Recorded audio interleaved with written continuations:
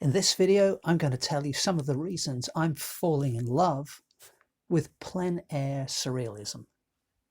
Hi everyone, I'm Mike.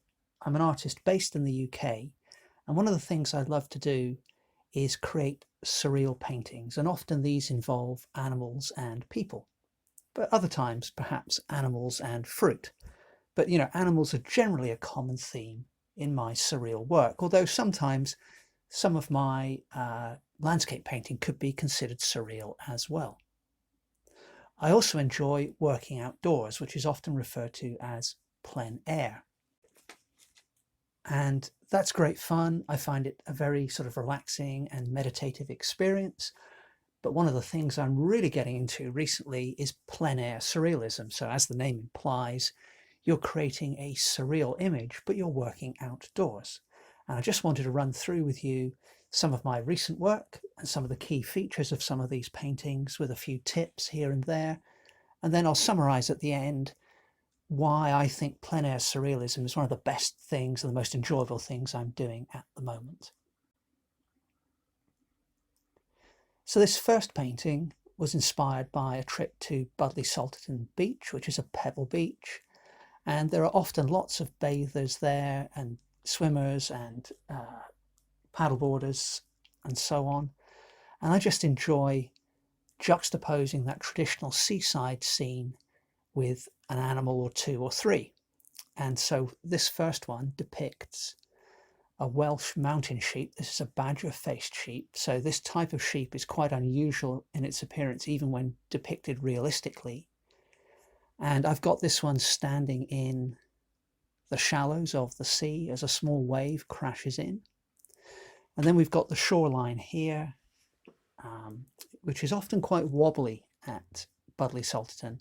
Something about the way the water laps in, it ends up creating this sort of oscillating curve along the waterline. And then what I typically do is include one or two people as well. So this lady off in the distance, you often find people in the water, either because it's cold or they're negotiating the pebble seabed or the sandy seabed.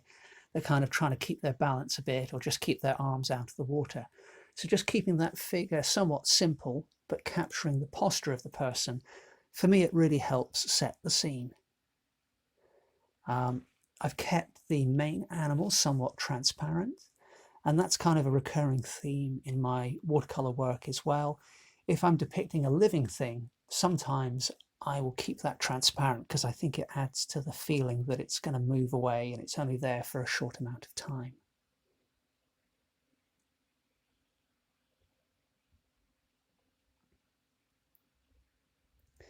So here's another Budleigh Salterton inspired picture, created on the same day as the sheep painting that I just showed you.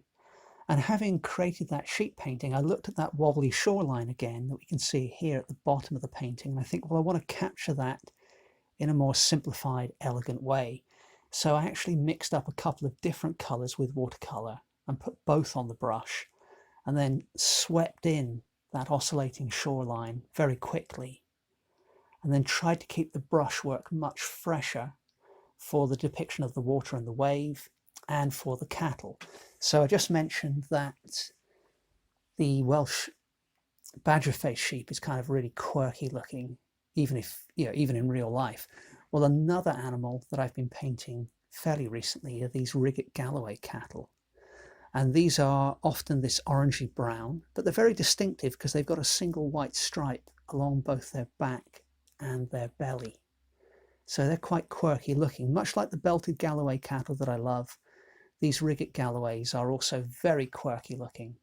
And so here I've included them. No people this time, but I've just included them in the sea with a little bit of reflection and this small wave crashing in. And I personally really like the almost glass-like nature that I've managed to capture of the water here. And that's something that you sometimes see down at Budleigh Salterton. Often the sea is very calm there. It's quite a sheltered bay. But I don't always sit outside at the beach. Sometimes I'll just sit outside in the garden.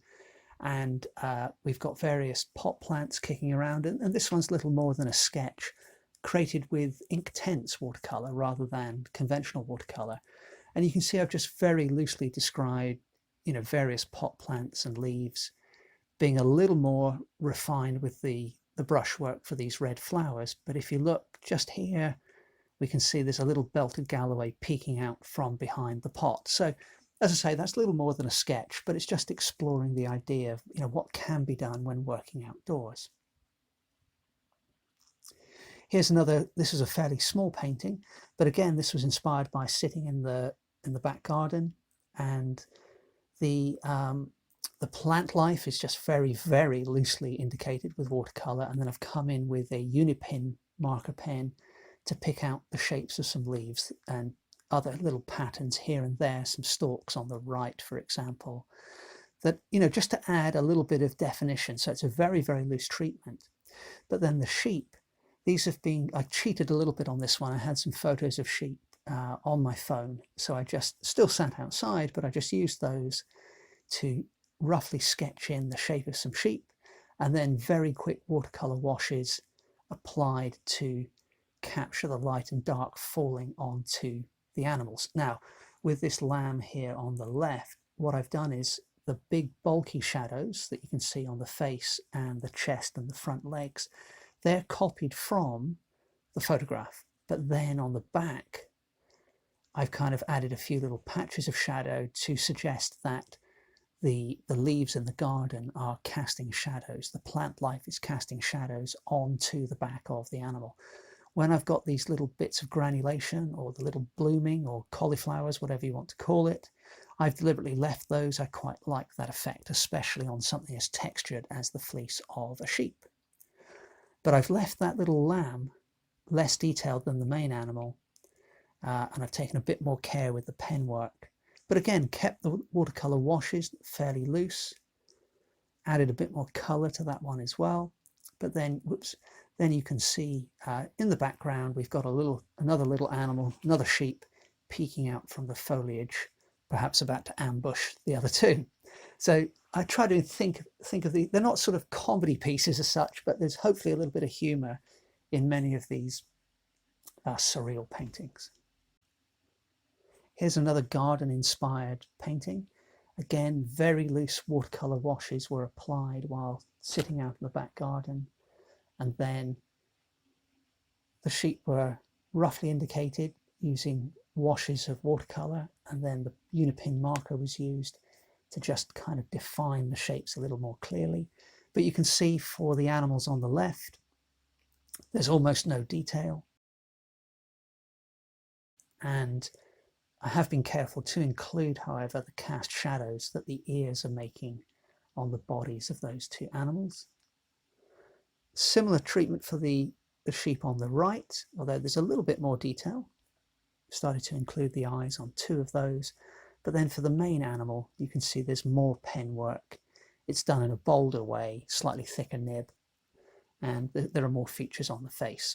And then finally, to help create further create a sense of depth. So notice the background foliage is barely defined, just very light intermingling washes of watercolor. As mentioned, the distant animals are defined a little more, and then the main animal is defined much more. And even the cast shadow underneath the animal is defined with the unipin marker pen. There's more detail there. But then to add a further sense of depth, we need a bit more foreground punch.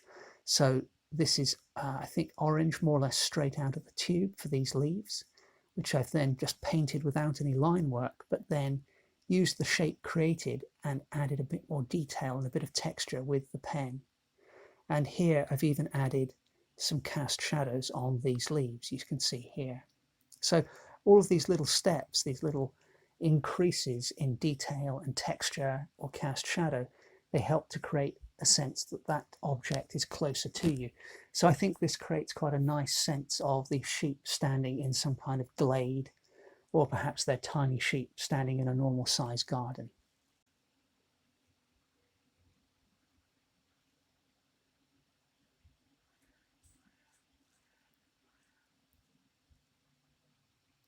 But back to the seaside, but a different location now. This is Sidmouth, which is along the same patch of coast in Devon from Budley Salterton, and this one was done just as a pen sketch on site.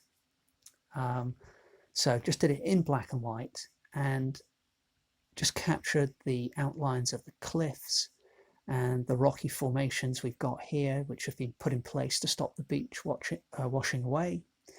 A house, a couple of figures on the rocks, a figure in silhouette in the foreground. And again, I've hopefully captured some of that glass-like reflection you get from the wet sand. And then I decided to add a ghostly belted Galloway, just painted without any outline work.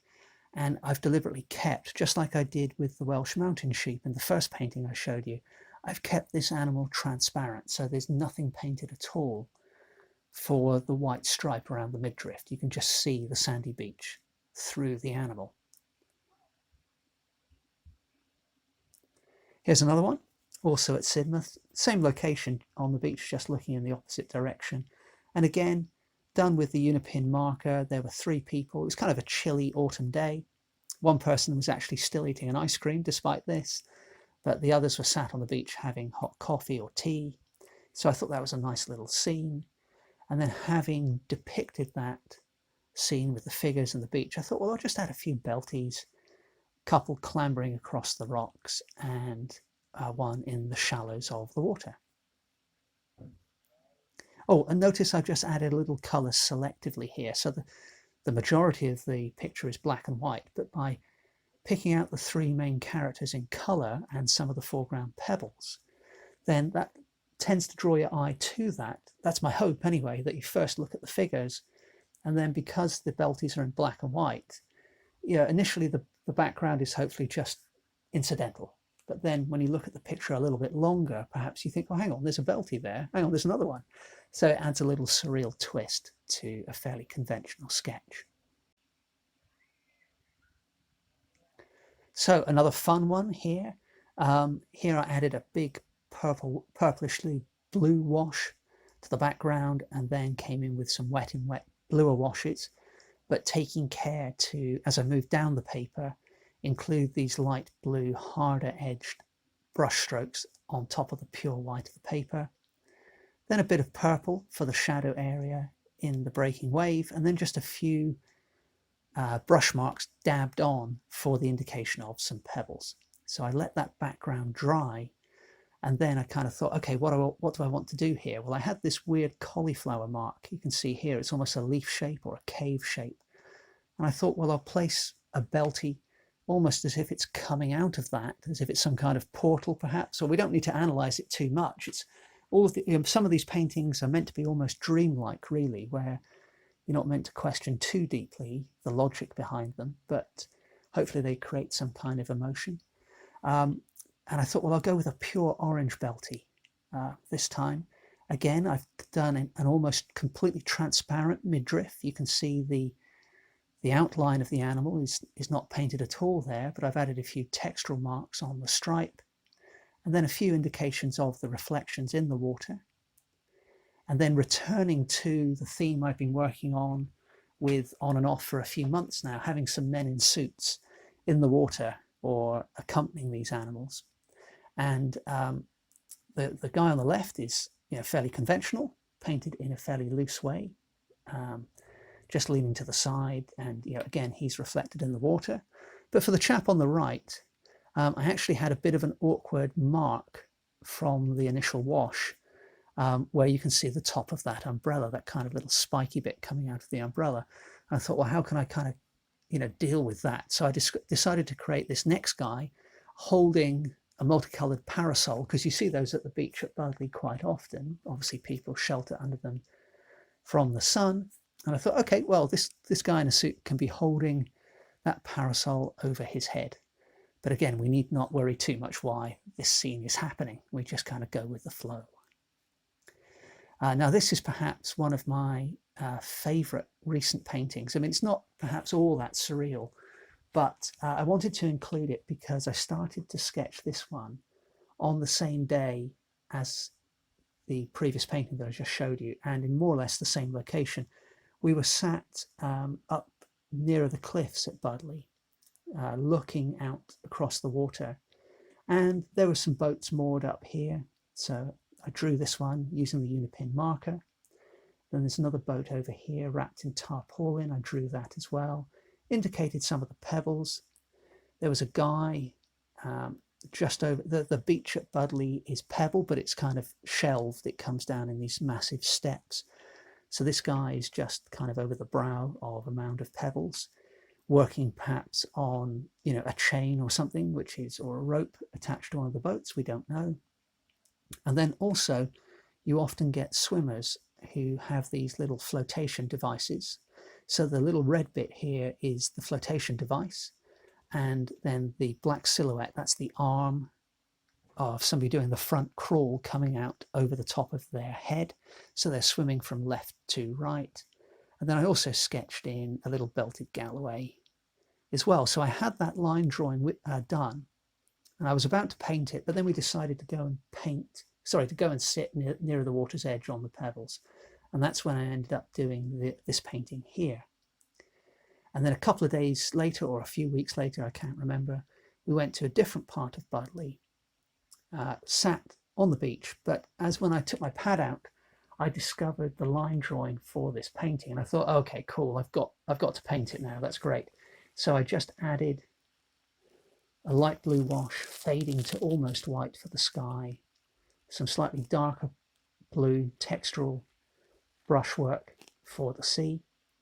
And then I'm particularly happy with the foreground. What I did was, the pebbles at Budleigh are multicolored. So I picked out a couple of colors that I saw in the pebbles, and I intermingled the washes there, but kept the wash super clean. And then once that was dry, colored in just a few of the pebbles. Also added some color to this foreground boat. And then I just feel I've captured a certain lightness of touch with this painting. When you first look at it, there's almost nothing there really. But I would like to think I've captured a sense of space, and it's just a seascape on a quiet day at the beach. But then there's a belted Galloway walking along. So I don't know, it just brings a smile to my face. Notice the mast here, and I don't even know what this kind of diamond shaped thing is, but I copied it fairly accurately in terms of the drawing. But I decided just not to even color those in and just leave the painting as it is. I'm quite happy with that one. It's just got a peaceful air to it, I think.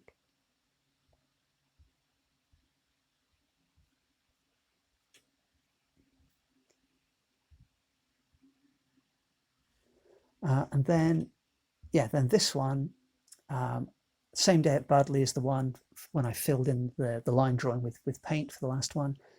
This is a different location, the other end of the beach. But again, there were paddle boarders and people in the water. So some very quickly applied intermingled washes for the background.